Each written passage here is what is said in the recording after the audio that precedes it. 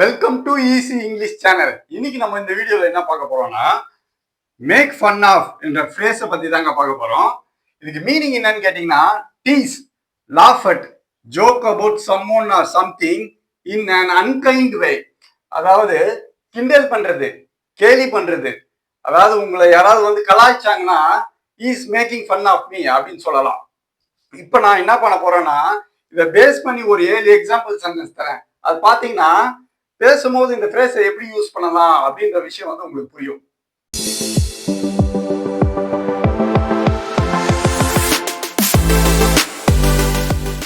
First example sentence பார்ப்போம். The other children were always making fun of her because she was short and wore glasses. அந்த பொண்ணு கண்ணாடி போட்டுட்டு குள்ளமாக இருக்கிறனால மற்ற பசங்கள்லாம் அந்த பொண்ணு கிண்டல் பண்ணுறாங்க அப்படின்னு சொல்கிறாங்க. The other children were always making fun of her because she was short and wore glasses. ரெண்டாவது பார்ப்போம். Of course, there is nothing new about making fun of first year students. First year ஸ்டூடெண்ட்ஸை tease பண்ணுறது ஒன்றும் புதுசு இல்லை அப்படின்னு சொல்கிறாங்க. Of course there is nothing new about making fun of first year students. மூணாவது பார்ப்போம்.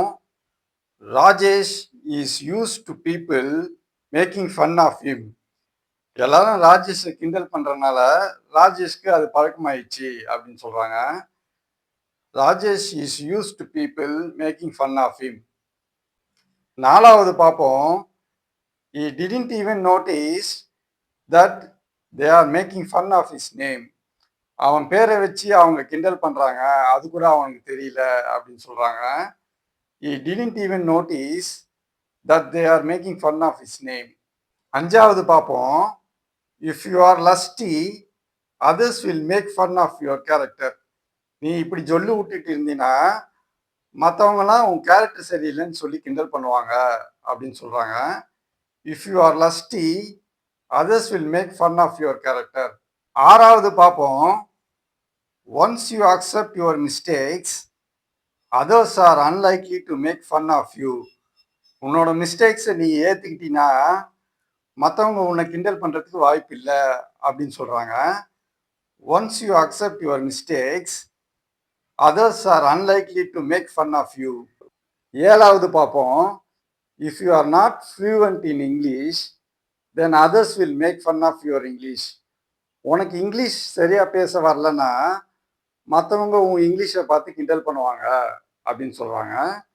If you are not fluent in English, then others will make fun of your English. Don't give room for others to make fun of your English. Practice daily. Sooner or later, you will reach proficiency in English. Make fun of இந்த phrase வந்து உங்களுக்கு ரொம்ப பிடிச்சிருக்கும்னு நான் நினைக்கிறேன்.